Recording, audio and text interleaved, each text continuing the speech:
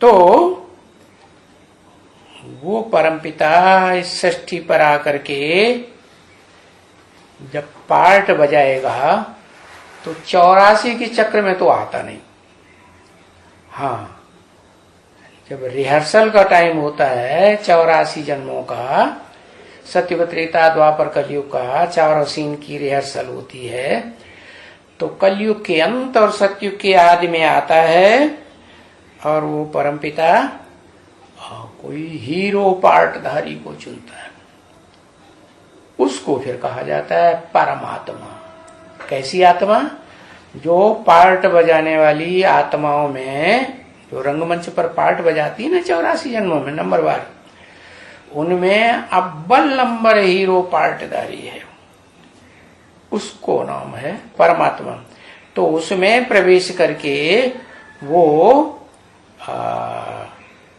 संगम युग में permanent part बजाता है। बाकी जो ब्रह्मा के 4 मुख दिखाए जाते हैं उनमें टेम्परेरी प्रवेश करता है। क्या? ऐसे नहीं आदि में भी प्रवेश करके पार्ट बजाए, मध्य में भी, अंत में भी नहीं। तो उसी परमात्मा का नाम परमपिता के साथ जोड़ा जाता है। वो परमपिता परमात्मा ऐसे ही हो गया जैसे शिव शंकर। शिव के साथ किसका नाम जोड़ा जाता है? शंकर का नाम जोड़ा जाता है। ऐसे ही परमपिता के साथ किसका नाम जोड़ा जाता है? परमात्मा का नाम जोड़ा जाता है। तो इसका मतलब जो परमात्मा है और जो शंकर है मूर्तिमान देहधारी, वो दोनों एक ही आत्मा है या अलग अलग है? एक ही आत्मा। इसीलिए गीता में कहा है क्या कि संसार में देखा जाए तो 2 प्रकार की आत्माएं। एक तो वो आत्माएं हैं जो जन्म बाई जन्म क्षरित होती रहती है, और एक ऐसी आत्मा भी है जो क्षरित नहीं होती। और वो इस सृष्टि पर आती है तो उसका विरुद्ध ये है परमपिता शिव का कि मैं तुम बच्चों को नंबरवार आप समान बनाकर जाऊंगा। क्या? तो कोई अव्वल नंबर भी होगा या नहीं है? वो फिर क्षरित होगा तो आप समान कहा जाएगा है? इसलिए परमात्मा जिसे कहा जाता है या शंकर जिसे कहा जाता है, उसका शास्त्रों में गायन है कि वो अमोघ वीर्य है। क्या? इस सृष्टि पर पार्ट तो बजाता है तो भोगी आत्माओं के बीच में है। और जब सुप्रीम सोल बाप इस सृष्टि पर आते हैं रिहर्सल कराने, तब फिर वो ऐसा पुरुषार्थ भी करने वाला बनता है कि वो सुप्रीम सोल बाप समान अक्षर बन जाता है। अक्षर माने क्षरित न होने वाला, पतित न होने वाला। लेकिन हमेशा के लिए बन जाता है क्या? नहीं। वो जब तक संगम युग रहेगा तब तक क्षरित नहीं रहेगा। जब तक नई सृष्टि न शुरू हो तब तक क्षरित नहीं होगा। क्षरित तो वो होते हैं जो इंद्रियों का सुख भोगते हैं। वो तो इंद्रियों के सुख से परे जाने वाली आत्मा है। तो बताया है उसको जो परमपिता परमात्मा कहा जाता है पढ़ाने वाला, वो स्वयं जो ज्ञान का सागर है वो आकर के पढ़ाते हैं। कौन है ज्ञान का सागर और कौन है ज्ञान सूर्य? सागर तो उसे कहा जाता है जो धरणी माता से लिपट के रहता है, प्रवृत्ति मार्ग का पक्का है। क्या? भले विनाश होता है, जलमयी हो जाती है सारी सृष्टि में, तो भी क्या धरणी का साथ छोड़ देता है? नहीं छोड़ता। और सूर्य उसे कहा जाता है जो अकेला है, क्या किसी से अटैच्ड, किसी से लगाव झुकाव में आने वाला नहीं है। तो वो तो जड़ सूर्य है, उसकी मानिंद जैसे सूरज चांद सितारे आकर आसमान में हैं, वो आसमान के जड़ सितारे हैं, और धरती के चैतन्य सितारों में जो सूर्य के रूप में पार्ट बजाने वाली इस षष्ठी रूपी रंगमंच पर धरती पर आकर पार्ट बजाती है, वो शिव है, जिसको कहा जाता है परम पिता। अंग्रेज लोग कहते हैं सुप्रीम गॉड फादर।